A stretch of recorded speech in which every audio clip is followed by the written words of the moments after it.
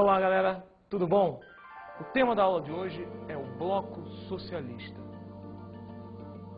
E dentro do Bloco Socialista, daremos ênfase a respeito da União Soviética, da China e da Cuba.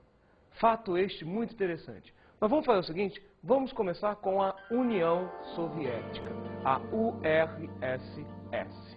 A União Soviética vai se dividir em três principais presidentes que nós daremos ênfase aqui.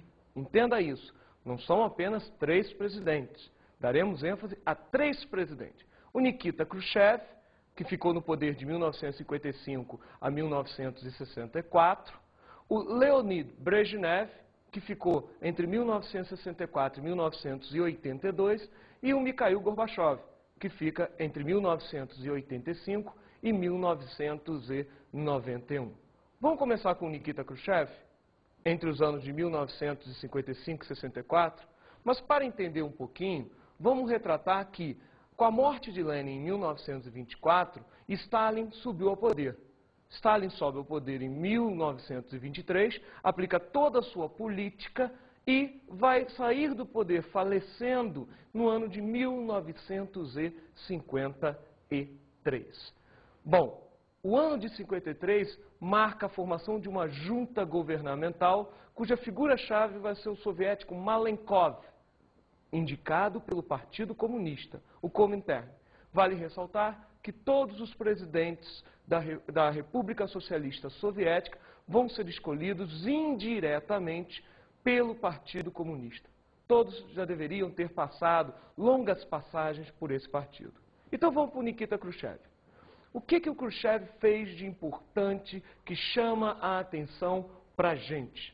Nikita Khrushchev, que vai assumir o poder após a junta governamental, que fica entre 53 e 55, começou um processo de desestalinização.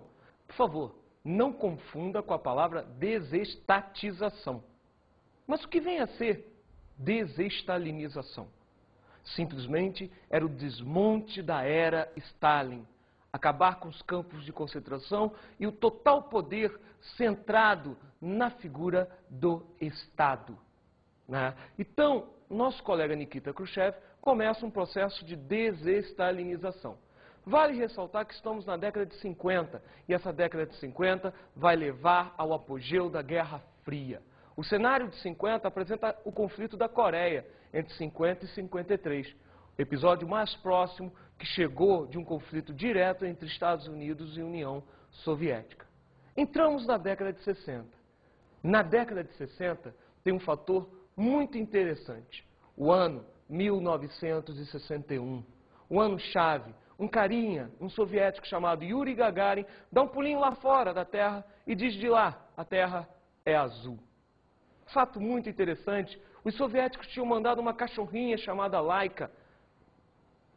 Os soviéticos tinham mandado Yuri Gagarin lá para fora. E os americanos? Nada. John Kennedy faz um pronunciamento. Até o ano de 69, os Estados Unidos chegariam na Lua. Será que eles chegaram mesmo? Deixo essa ideia para vocês pensarem. Será que chegou? Será que não chegou? Coincidentemente, foi no ano que ele tinha prometido, 1969. Bom, mas voltando para o ano de 61, aqui no planeta Terra, Yuri Gagarin apresenta a questão da corrida espacial. Fator muito interessante, né, para a questão da Guerra Fria. No ano de 61 tem um ponto muito interessante também. É o episódio da Baía dos Porcos. Episódio este que aconteceu em Cuba, quando americanos financiaram a invasão a Cuba tentando derrubar Fidel Castro. Tudo isso dentro do contexto de Guerra Fria. No ano de 61, tem a subida do Muro de Berlim. Cuidado com isso. Todo mundo pensa que em 1945, o Muro de Berlim tinha sido erguido, dividindo a Alemanha em duas regiões de 4 zonas. 3 zonas capitalistas e uma socialista. Mas o que chamava mesmo a atenção nesse período era a questão de coexistência pacífica. Mas o que vem a ser este termo? A coexistência pacífica era a existência no planeta Terra viável entre as superpotências, Estados Unidos e União Soviética. Ambas, na corrida armamentista, na corrida nuclear, fizeram um pacto. Não tem como uma viver aqui e a outra, por exemplo, viver na Lua. Infelizmente, não tem como fazer isso. Ambas viviam no planeta Terra.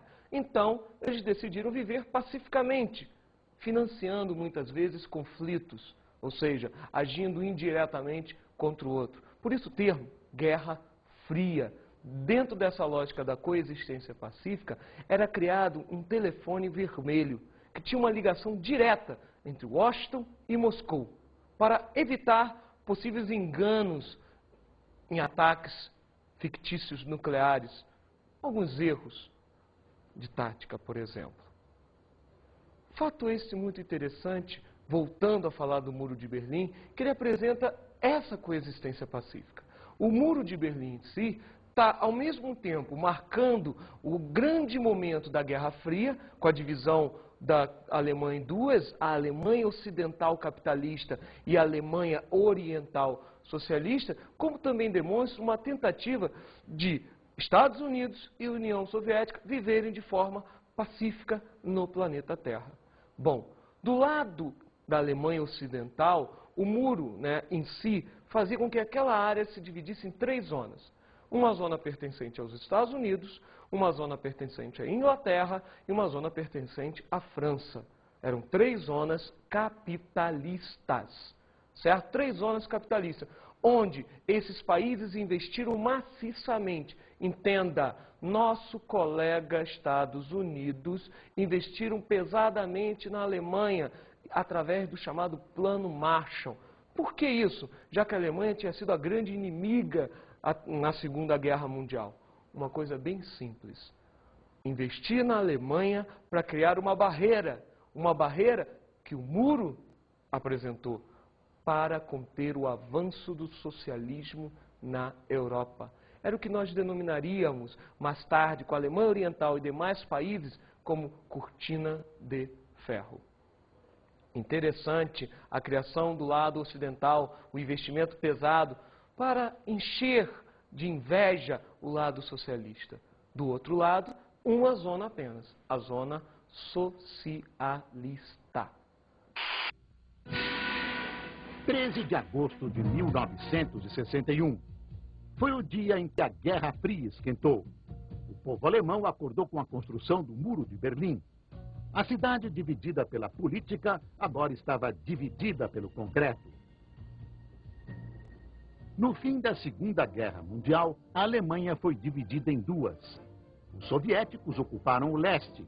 Estados Unidos, França e Grã-Bretanha controlavam o oeste. Berlim ficava do lado soviético, mas como era a capital, também foi dividida ao meio. Só que para ter acesso ao setor ocidental de Berlim, os aliados precisavam passar por território soviético. Logo, Berlim Ocidental se tornou uma metrópole industrial próspera e um foco de irritação para os comunistas. A cidade mostrava ao mundo o contraste entre a vida nos mundos capitalista e comunista. E era também uma brecha na cortina de ferro, uma rota de fuga para milhares de profissionais e intelectuais que desejavam a liberdade.